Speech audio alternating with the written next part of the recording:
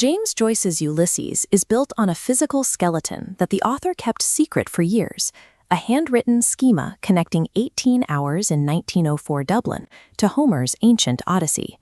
These documents map a rigid underlying structure. Episode by episode, Joyce assigned a specific hour of the day, an organ of the human body, and a corresponding title from the Homeric epic. To early readers like T.S. Eliot, this was a breakthrough in form. He saw the mythological parallel as a way of controlling and ordering what he called the immense panorama of futility that defined contemporary history. Yet, as the book neared publication, Joyce deleted every Homeric title from the text. He later worried the schemas were a distraction and eventually dismissed the parallel as a mere whim. The schemas reveal a plan not to replicate the epic, but to use it as a point of contrast, a tool Joyce used to examine the difference between ancient myth and modern reality. That contrast begins with the setting. The Mediterranean Sea, a vast theater of monsters and gods, is replaced by the ordinary colonial streets of 1904 Dublin. Within those streets, the classical archetypes are turned upside down. Odysseus, defined by his cunning and his capacity for violence, becomes Leopold Bloom, a pacifist who navigates the world through empathy rather than force. The son, Telemachus, spent his story searching for a heroic father to help him reclaim his home. Stephen Daedalus, when offered a connection to a father figure, chooses to walk away into the night alone.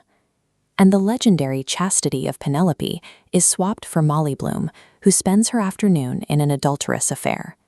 These shifts suggest that in the modern world, virtues like fidelity and heroism aren't found in following a mythological rule, but in the specific conscious choices individuals make. The underlying physics of these two stories are driven by different engines. In the Odyssey, the plot is pushed by an external force, the literal wrath of a god that keeps the hero wandering across physical geography. In Ulysses, the loop is driven by internal weather. Joyce runs the same narrative cycle, but he powers it through the character's own consciousness.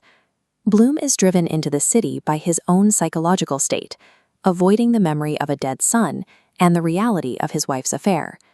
This shift changes the resolution. In Homer's external loop, order is restored when Odysseus slaughters 108 suitors in his home. Bloom returns to find another man has been in his bed, but instead of violence, he cycles through his own jealousy and settles on equanimity.